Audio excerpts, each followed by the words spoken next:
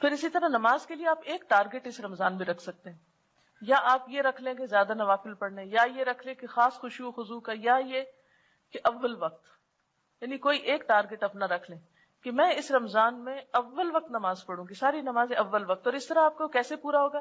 الحمدللہ عام دنوں میں فجر آپ کے لیے اول وقت پڑھنا مشکل ہوتی ہے، اٹھتے اٹھتے کچھ دیر ہو جاتی ہے، لیکن رمضان میں تو آپ اٹھے ہوئے ہی ہوں گے.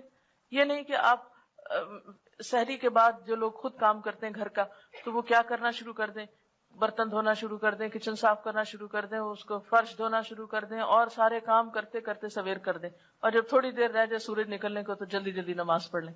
یہ نہیں کرنا. ٹھیک ہے، سب کچھ وہیں لگا رہے، آپ آئیں اچھی طرح مسواک وغیرہ کریں اور طویل نماز پڑھیں، کیونکہ فجر کی نماز جو ہے آپ صلی اللہ علیہ وسلم کی سب نمازوں سے زیادہ طویل ہوتی تھی. تو اس کو مسنون طریقے سے پڑھنے کے لیے آپ کو کیا کرنا ہوگا؟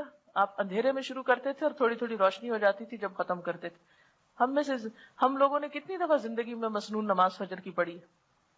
تو یہ رمضان کا موقع اگر آ رہا ہے تو کوشش کریں کہ اس میں اس سنت پر عمل ہو جائے.